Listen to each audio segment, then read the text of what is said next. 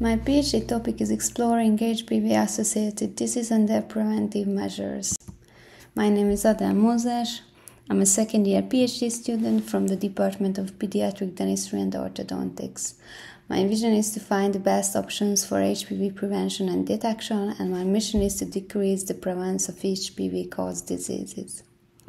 Allow me to introduce our two specific goals. Our first is to reveal the prevalence and risk of oral HPV infection in cervical HPV positive women through a systematic review and meta-analysis. And our second one is to analyze the concordance and risk factors between oral and genital HPV within a single-centered cohort analysis. So let's jump to our first project.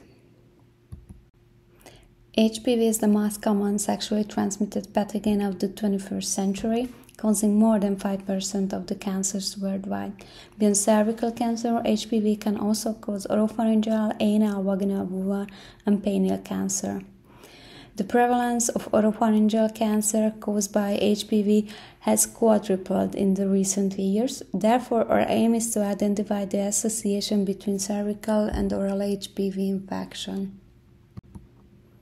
Our first clinical question is: what is the prevalence of oral HPV infection in women with cervical HPV? We are using the COCOPOP framework, and we hypothesize that women with cervical HPV infection have a high prevalence of oral HPV. Our second clinical question is: does cervical HPV infection increase the risk of oral HPV infection in women? We hypothesize that cervical HPV infection increases the risk of oral HPV in women.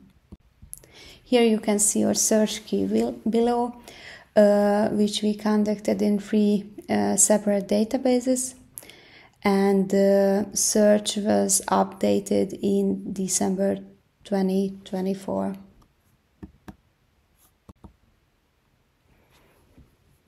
After the selection, we ended up with 41 eligible full texts. And allow me to introduce our results. In our first result, we measured the outcome in odds ratio with a 95% confidence interval.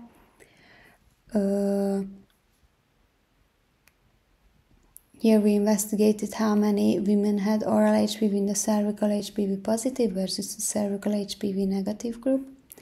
We included 34 prospective cross-sectional studies with more than 5,000 patients. The heterogeneity was moderate, which can be explained by the different oral sampling methods, the globally and individually different sexual habits, and the HPV positivity or negativity of the sexual partner. We got that the odds of having oral HPV in the cervical HPV positive group is 2.22 times higher compared to the cervical HPV negative group. Our result is clinically and statistically significant. When we measured the outcome in proportion with a 95% confidence interval, and we created two groups for the cervical HPV positive and the negative women, and included 34 and 31 prospective cross-sectional studies, we got that the prevalence of oral HPV in women without cervical HPV is 4%, and the prevalence of oral HPV in women with cervical HPV is 13%.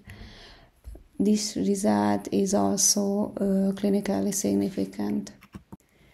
When we created a subgroup for women with cervical HPV and with positive cytology, we even got a higher number, 17%.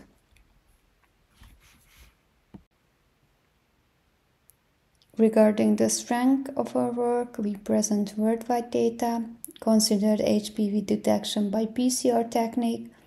We set a minimum genotype requirement for inclusion. Among the limitations of the work, it should be noted that there is no standardized oral sampling method. We can conclude that women with cervical HPV have 2.22 times higher odds for oral HPV positivity, and 1 out of 8 women with cervical HPV has oral HPV too. For practice, we imply that oral HPV screening should be considered for women with cervical HPV infection. There is a need to raise awareness for prevention programs, and the HPV vaccination should be emphasized. For research, we imply that the effectiveness of oral HPV testing in the early diagnosis of oropharyngeal cancer should be investigated. Here you can see our manuscript status. Our first journal of choice was the Journal of Dental Research, which is a D1 journal, and the revision was submitted. And let's move on to our second project. As you know, HPV infects the oral cavity and oropharynx through oral sex. While there is screening for cervical HPV and the rates of cervical cancer is decreasing in the Western world, until then there is no official screening for oral HPV, and the number of HPV positive oropharyngeal cancers steadily increasing. Also, there are some well-known risk factors for oral HPV, like oral sex, greater number of lifetime sexual partners, smoking, stress.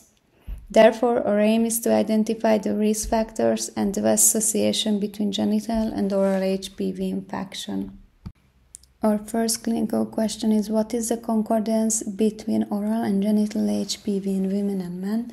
We are using the COCOBO framework, and we hypothesize there is concordance between genital and oral HPV infection.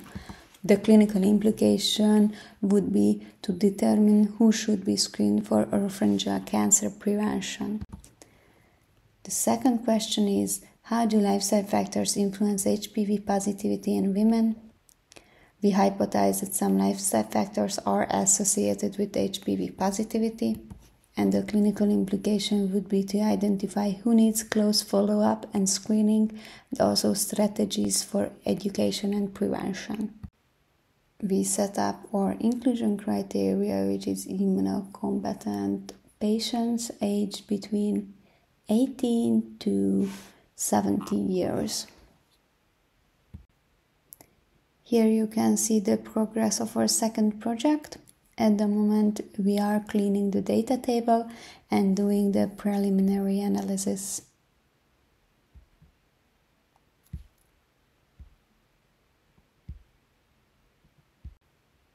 Here you can see the summary of our aims with the submitted and planned submission dates.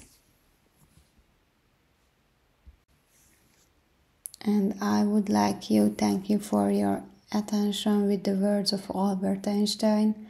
The more I learn, the more I realize how much I don't know.